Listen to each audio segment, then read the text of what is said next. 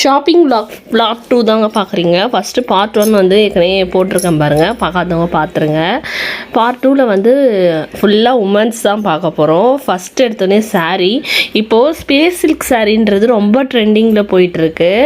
அதில் வந்து இந்த பட்டர்ஃப்ளை மாடல் இதில் ஆன்லைனில் எப்படியும் ஒரு 1200 1899 இவ்வளோ ரேட்டு விற்கிறாங்க. இங்கே வந்து 735 இன்னும் போட்டிருந்தாங்க. பச்சை பாஸில் காஞ்சிபுரம் பச்சை பாஸில் இருக்குது.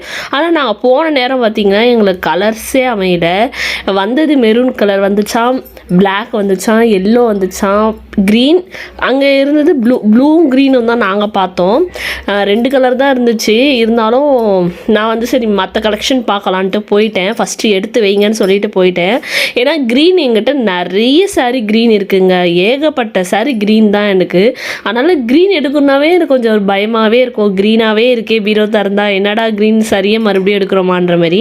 ஆனால் எனக்கு செட்டே ஆக மாட்டேது. நான் போய் வேறு கலர் தான் எடுக்கலான்னு போவேன். ஆனால் டிசைன் பிடிக்காது, எனக்கு கட்டவே இஷ்டம் இருக்காது. அதனால் யோசிச்சுட்டு வந்துடுவேன். கடைசியாக நான் பார்த்தேன் இந்த ஸ்பேஸ் இருக்குல்ல, ஃபஸ்ட்டு வந்து மாடல் வந்து ஷேட்லாம் வந்துச்சிங்களா, அந்த சாரியும் பார்த்துட்டு இருந்தாங்க. அதோடைய ரேட்டு வந்து 600 சம்திங் போட்டிருந்தாங்க.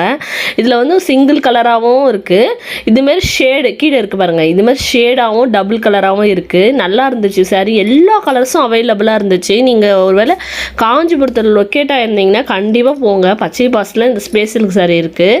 இது நிறைய கலர்ஸும் இருந்துச்சுங்க. கடைசியாக சரி இவ்வளோ சிம்பிளாக பார்டர் வச்சு எடுக்கிறது இதே எடுத்துக்கலாம், இது கொஞ்சம் பட்டர்ஃப்ளை மாடல்ன்றதுனால எனக்கு இது பிடிக்க ஆரம்பிச்சிச்சு ரொம்ப. அதனால் சரின்ட்டு இதுவே எடுத்துட்டேங்க. கடைசியில் first impression is the best impression சொல்லுவாங்க. அந்த மாதிரியே எனக்கு ஃபஸ்ட்டு என்ன சாரி பார்த்தனோ அதுதான் லாஸ்ட்டாக அமைஞ்சிடுச்சு. நீங்கள் காஞ்சிபுரம் பக்கத்தில் இருந்தால் கண்டிப்பாக போய் விசிட் பண்ணி பாருங்கள்.